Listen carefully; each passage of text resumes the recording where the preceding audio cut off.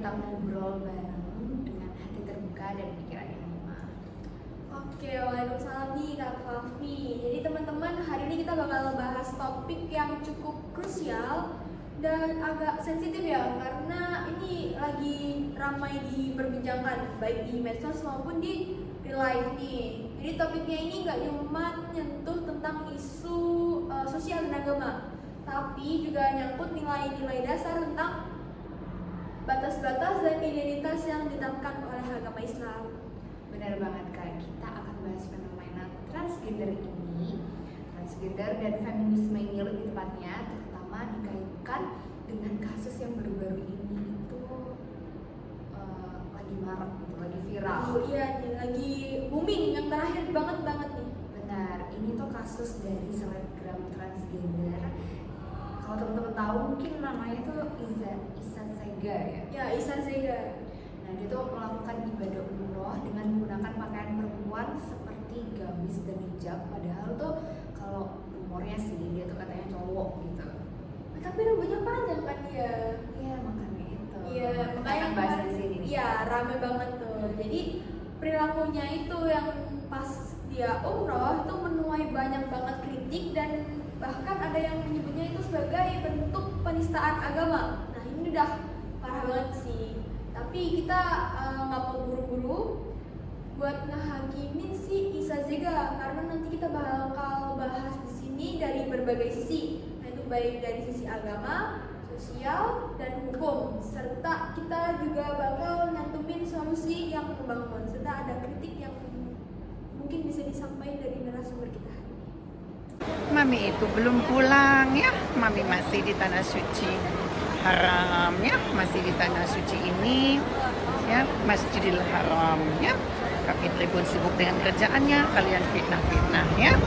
Mami sekarang ini, malam ini ya, masih berada di tanah suci Mekah Al-Mukarramah ya. Kemarin Mami dari Madinah itu ya, lama juga gitu. Nah ini lihat dong tuh ya, nanti Mami tunjukin Ka'bahnya ya, supaya lebih percaya ya. Kenapa Mami ngomong seperti Pak Haji Irama ini ya. Masya Allah, tabarakallah. Yap, benar banget. Dan seperti biasa kita nggak sendirian hari ini Kak. Tuh, siapa nih? Kita kedatangan tamu-tamu cantik nih. Jadi ini tadi ada Kak Via dan Kak Salza ya. Bisa ucapin salam ke teman-teman dulu dong Kak. Halo. Assalamualaikum. Halo. Jadi ini adalah narasumber kita hari ini yang bakal bahas isu Isa Sega. Jadi saya sama Kak Kavi bakal menjadi pemandu buat topik kita hari ini. Tapi kayaknya kita masih ada satu narasumber lagi yang belum datang karena macet parah di kota ini. Jadi nanti kita bisa tiba-tiba datengin dia, terus yaudah kita ngobrol lagi.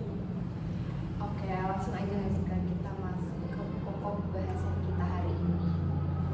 Kita mulai dari hal mendasar dulu kali ya. Aku mau tanya nih ke Kak Via, bisa bantu jelasin nggak sih gimana sih posisi feminisme dan isu identitas gender ini dalam konteks Islam? Nah, tentu saja. Secara umum, feminisme itu adalah sesuatu yang memperjuangkan kesetaraan antara hak perempuan dan laki-laki. Nah, feminisme ini juga ada banyak cabang ya. Salah satunya itu ada yang nilai barat itu cenderung ke liberal, tapi juga ada yang mencoba menafsirkan ulang ke dalam kerangka Islam gitu. Jadi feminisme ini secara umum adalah gerakan yang memperjuangkan kesetaraan hak antara laki-laki dan perempuan gitu ya. Ya, bisa dibilang seperti itu. Ya kayaknya bahasan kita tuh menarik banget ya yang hari ini. Jadi kayak sebenarnya bisa ya feminisme itu dan tata agama kita dalam Islam tuh bisa berjalan secara beriringan. Tapi itu sebenarnya bisa nggak sih Kak? Bisa selama kita prinsip-prinsip dasar Islam itu sendiri. Nah, Islam itu sangat menghormati perempuan, memberi hak dan tanggung jawab yang setara secara proporsional. Ketika kita berbicara tentang transgender atau yang disebut dengan gender yang diubah ya, itu menjadi hal yang sensitif dalam Islam, karena dalam Islam itu sendiri mempunyai batasan-batasan yang tegas soal itu. Begitu. Jadi kalau soal masalah Isa Zega ini ya, menurut Kak Salsa sendiri nih, secara fikih bagaimana sih hukum orang yang terlahir laki-laki tapi dia tuh ngelakuin operasi kelamin karena dia merasa kayak jiwanya itu bukan jiwa laki-laki gitu sebenarnya. Oke, tapi tunggu dulu nih Kak, kita kedatangan narasumber baru. Mungkin bisa langsung duduk di sebelah Kak Salsa. Oke, narasumber kita hari ini yang satunya juga udah datang abis macet-macetan di Malang. Bisa kenalin dulu Kak? Oke, sebelumnya perkenalkan, nama saya Muhammad Ridwan Firdaus Nuzula, bisa dipanggil Ridwan. Oke, kita lanjut lagi ke pembahasannya Kak Salsa nih. Jadi gimana Kak Salsa tentang pertanyaan yang dilontarkan sama Kak Kavi? Nah, secara hukum Islam itu jenis kelamin sudah ditentukan dari sejak kita lahir, kecuali dalam kasus intersex. Nah, dari orang yang terlahir laki-laki, walaupun melakukan operasi, tetap dianggap bahwa orang tersebut laki-laki begitu. Maka dalam ibadah seperti umroh ataupun haji, ya dia tuh harus tetap melakukan dengan cara laki-laki. Karena apa? Karena dalam ibadah umroh merupakan ibadah yang sakral dan juga ada tata cara berihram dan tawaf yang berbeda antara perempuan dan laki-laki. Tapi dalam kasusnya si Isa Zega itu kan sampai disebut penistaan agama. Nah itu gimana sih kok bisa disebut penistaan agama? Emang ada apanya? Nah ya, karena ibadah umroh dan haji ini merupakan ibadah yang sakral ya. Nah itu ada seseorang yang dianggap menyalahi syariat secara terang-terangan, maka publik itu akan merasa bahwa itu bentuk dari penghinaan terhadap kesucian ibadah tersebut gitu. Tapi tentu kita juga harus melihat dengan adil apakah ada unsur kesengajaan ataupun ketidaktahuan gitu Kak. Jadi kayak gitu ya Kak, itu penting, jadi jangan buru-buru buat menghujat gitu ya guys. Tapi juga jangan menormalisasikan hal yang salah seperti ini. Jadi ini bisa disebut penyimpangan juga ya berarti Kak.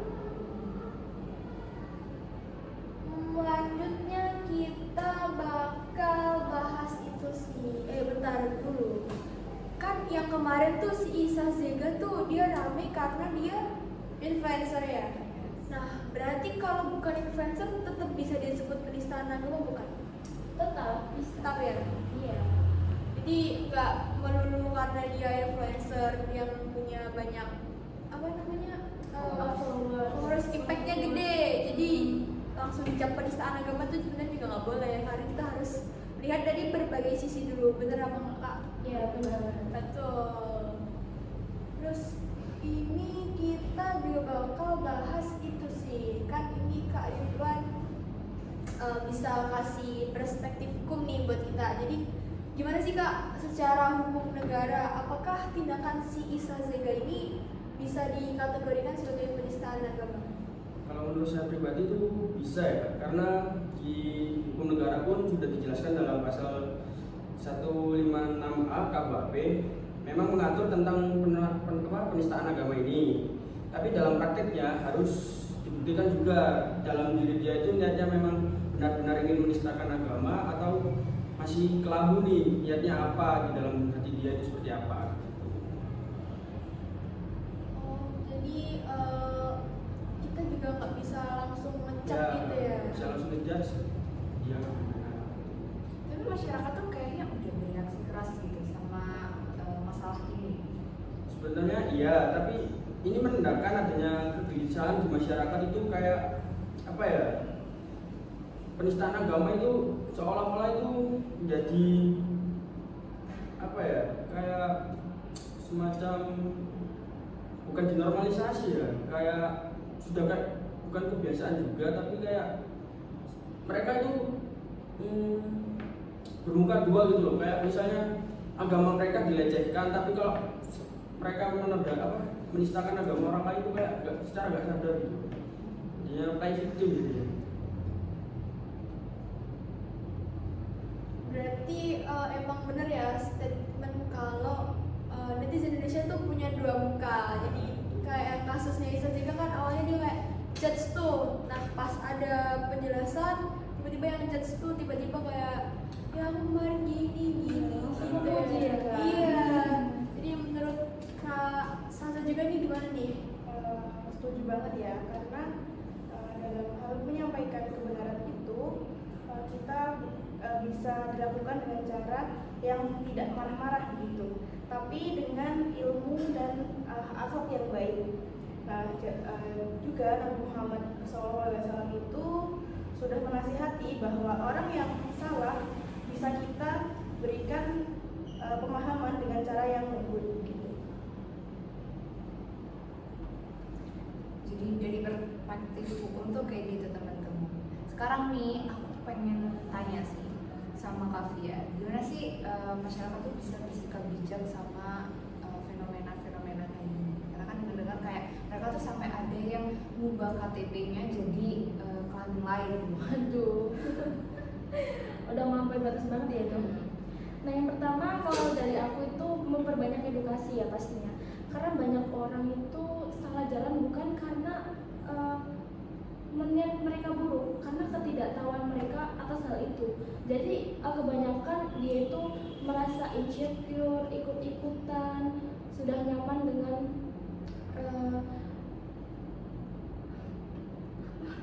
Udah nyaman sama Iya jalannya yang beda ini ya. Iya, ya begitulah.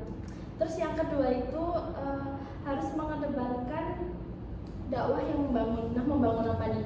Membangun kepercayaan atas apa yang Tuhan kasih begitu.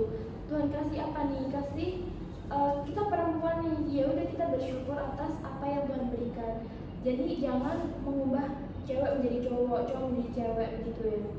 Terus yang ketiga itu pentingnya kita untuk menciptakan ruang diskusi terbuka di masyarakat, terutama di Islam ya, karena di Islam itu kan kita udah tahu batas-batasnya, sangat ditegaskan banget itu mengarah ke penistaan ya. Jadi kita itu jangan saling menghakimi, langsung menyalahkan, jangan. Kita itu harus saling mengingatkan jika mereka ada problem, sebaiknya kita mencari solusi bersama gitu. Jadi hal-hal yang buruk di pikiran mereka itu menjadi terkurungkan gitu. Niat buruknya mereka itu nggak akan terjadi gitu. Oke, tapi sekarang kan lagi marak-maraknya itu ya perlakuan menyimpang. Nah kayak yang kemarin tuh yang lagi rame apa sih, dia yang pinter banget makeup. Nah dia itu kan udah kayak ngarah ke transgender kan, itu juga ngasih impact ke anak-anak yang nonton FYP-nya TikTok juga, karena sekarang kan kita bisa dikatakan itu perlakuannya kan diatur sama algoritma TikTok. Nah jadi kayak itu menurut kakak-kakaknya gimana nih? Sekarang makin banyak influencer yang kayak gitu, yang sikapnya agak menyimpang. Contoh aja yang kemarin sempat ramai itu juga Emil Mario itu gimana? Kayak siapa kemarin juga? Oh ya itu yang sekarang udah bener-bener menyerupai wanita tuh Lucinta Luna gimana? Itu setahu aku dia tuh pertama untuk melakukan tasbih itu waktu SMA sering dibully ya kan. Terus kedua karena dia tuh sering di make upin kakaknya, jadi dia tuh merasa nyaman menjadi perempuan. Nah iya, maka dari rasa nyaman itu dia tuh juga merasa insecure, dari rasa insecure dan rasa nyaman menjadi perempuan. Jadi transgender itu benar-benar udah dipikirin matang-matang. Jadi dia tuh pengen transgender dan merasa sempurna begitu. Dan sebenarnya kan itu juga sudah dilarang ya di dalam Islam sebenarnya. Tapi dia itu mungkin kurangnya pengetahuan, jadi dia melakukan itu. Kalau ada satu lagi nih Kak Kavi, jadi kemarin tuh sempet rame anak kecil dia udah joget-joget di TikTok tapi itu sama ibunya didukung. Nah, dan itu kan sebenarnya juga bibit ya, bisa dikatakan sebagai bibit. Saya juga buka komennya, ternyata itu emang mengarah kayak ini sebenarnya bisa diselamatin, tapi sama ibunya malah didukung. Sebenarnya itu gimana menurutnya kakak-kakak ini? Gini, kita bisa melakukan itu ya, dekat ya.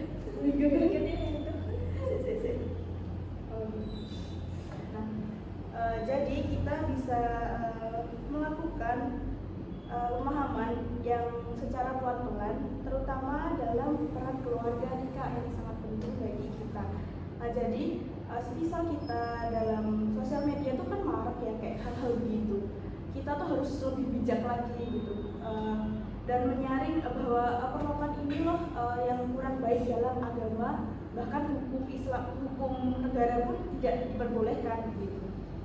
Terus juga jika ada orang yang mulai istilahnya melakukan hal tersebut yang penistaan agama itu, bisa kita bukakan pintu untuk mereka yang mau kembali, dan jangan dijauhi ataupun diajak gitu ya istilahnya. Harusnya kita tuh merangkul dan kita berikan pemahaman yang mendasar bahwa hal ini tuh tidak seharusnya kita lakukan. Berarti menurut Kak Salsa tuh emang pengaruh dari keluarga, terus orang-orang sekitar itu penting banget ya. Kalau menurut Kak Ridwan tuh ada tanggapan? Kalau menurut opini saya pribadi ya, kembali lagi ke keluarga sih. Peran orang tua dalam mendidik anak kecil tuh sangat-sangat ibarat kata kan orang tua itu sebagai guru pertama ya kan. Iya, benar banget. Jadi apa yang diajarkan orang tua tuh jadinya nurun ke anak. Orang tuanya joget-joget TikTok, anaknya niru. Apalagi sekarang kan sosial media kan sangat mudah diakses, apalagi anak SD sekarang bahkan udah dikasih gadget kan sama orang tuanya. Itu menurut saya kurang tepat lah ya, belum waktunya mereka untuk dapat gadget ini. Terus peran negara juga itu sebagai regulator kan ya paling enggak negara memberikan bisa lah untuk memberikan kontribusi, memberikan regulasi untuk minimal lah anak mungkin SMP ke atas untuk bisa dikasih gadget gitu. Jadi kayak belum saatnya mereka dapatkan apa yang mereka dapatkan gitu. Jadi belum waktunya. Itu sih dari saya. Gimana nih, kayaknya bahasan podcast kita hari ini cukup sampai di sini. Mungkin Kak Kavi bertambah? Kalau aku sih mungkin mau ngingetin aja buat teman-teman tuh untuk tetap menjaga imannya supaya nggak goyah gitu ya. Karena gimana pun juga kita harus tetap sama jiwa kita. Jadi juga kita sebagai netizen Indo yang stigmanya agak jelek, jangan buru-buru menghujat sesuatu ya, kita cari-cari dulu. Dan itu kita nggak boleh over pesimis. Nah, karena di Islam juga kan kita diajarkan buat rahmatan lil alamin. Jadi ada rahmat bagi seluruh umatnya. Maka mari kita bimbing saudara-saudara kita menuju ke jalan yang benar. Benar, aku juga mau ucapin terima kasih banget buat Kak Fia, Kak Salsa, Kak Ridwan juga karena sudah menyempetin hadir ke episode kita kali ini.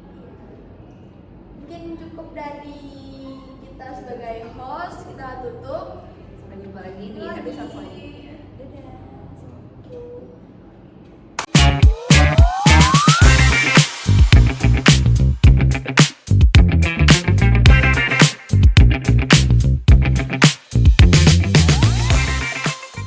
Oke, kita bakal bahas di segmen spesial nih. Kita bakal bahas seputar influencer di TikTok sama kakak hebat nih. Coba gimana Kak Kavi? Oke, kita mungkin bisa mulai dari kalau kakak tahu nih soal influencer TikTok yang suka make up. Dia cowok tapi dia suka make up dan lain sebagainya. Namanya tuh Tegar. Gimana sih kakak dan pandangan Islam itu gimana? Sebenarnya itu soft skill ya. Ya. Dia tuh mempunyai kemampuan lebih dalam menggunakan alat make up gitu. Jadi sebenarnya itu tidak menjadi penyimpangan dalam Islam kalau bisa dikondisikan gitu, bisa dikontrol gitu ya. bisa dikontrol dari mungkin waktu Tegar memake upin seseorang atau dia bikin konten sendiri, normal-normal aja selagi dia dalam kehidupan nyata di lingkungannya itu tetap berpakaian normal seperti laki-laki, itu tidak menjadi penyimpangan gitu. Tapi emang kalau kita kerja di dunia permakeupan itu emang agak rawan ya, jadi riskan banget buat apalagi cowok nih, lagi nanti kayaknya cewek terus tiba-tiba kayak wah nyaman banget ternyata ya pakai makeup tuh, jadi alarm juga sih buat diri sendiri kalau lihat kayak gitu. Terus ada lagi satu influencer kemarin juga sempet hype nih, viral banget di TikTok. Kalau nggak salah yang ikut kajian itu siapa sih kalau nggak tahu? Wandahara.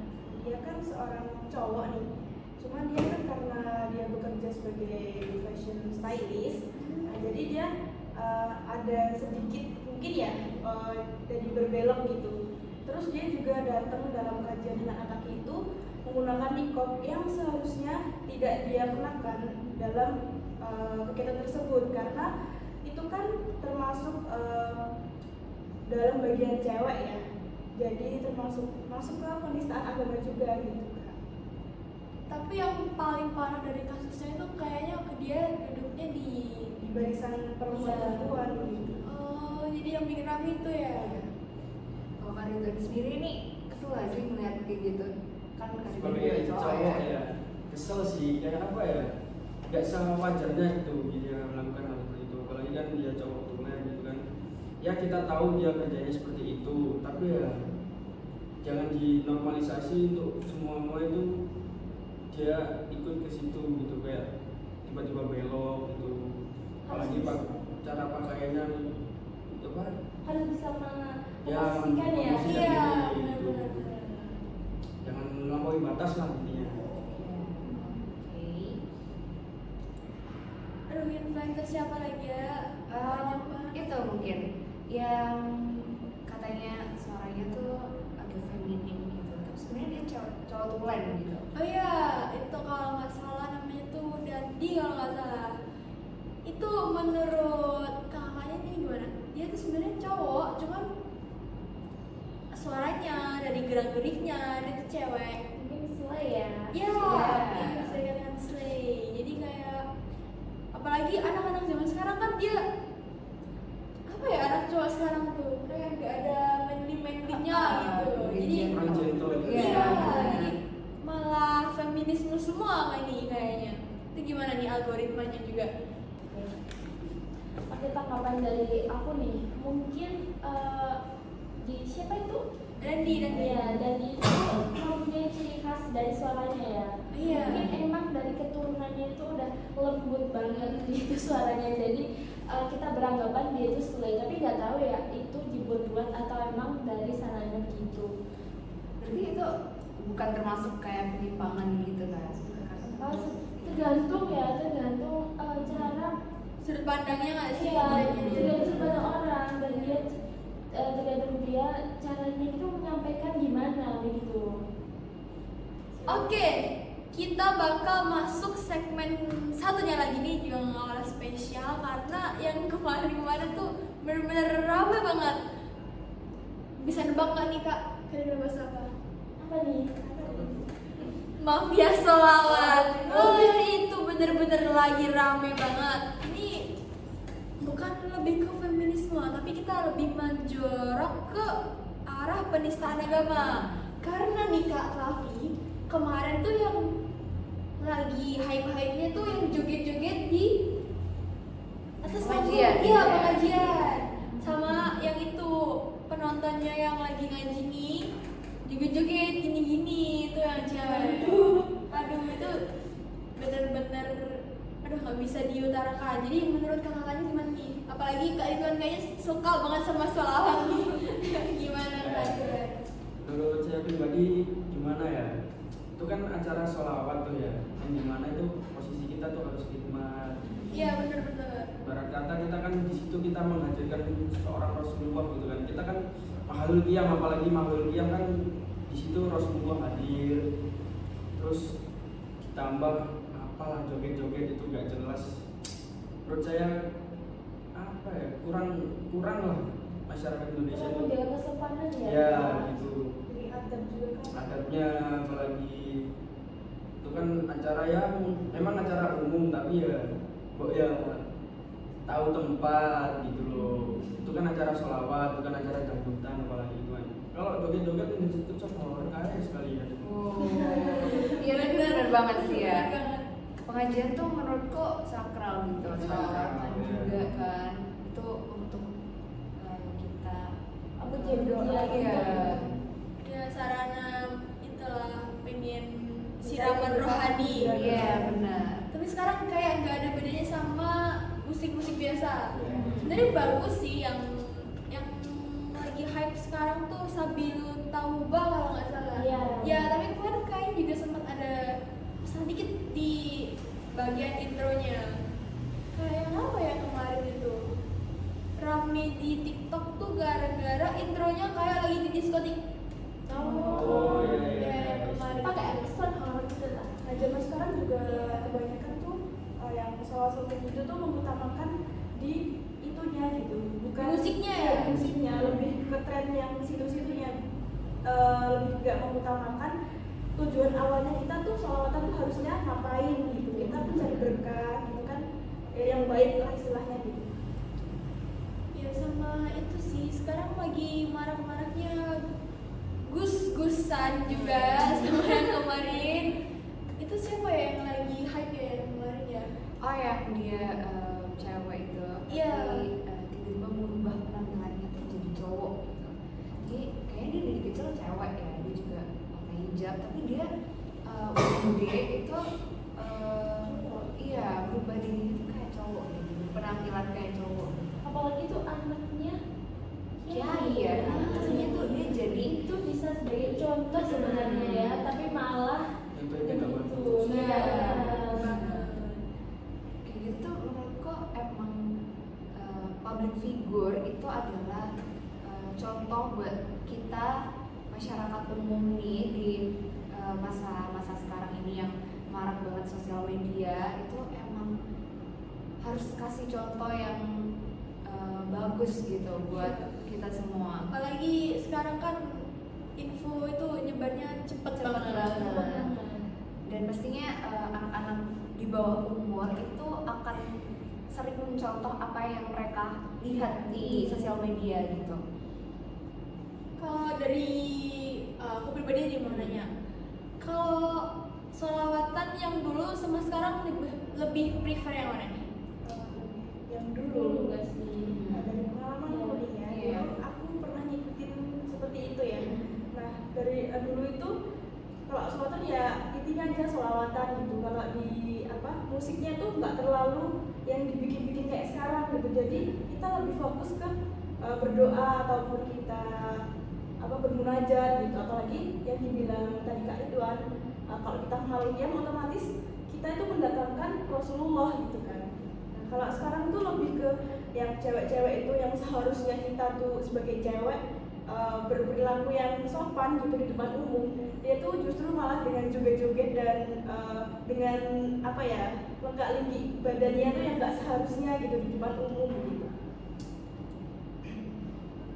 Mungkin nanti kita bisa tampilin videonya di sini.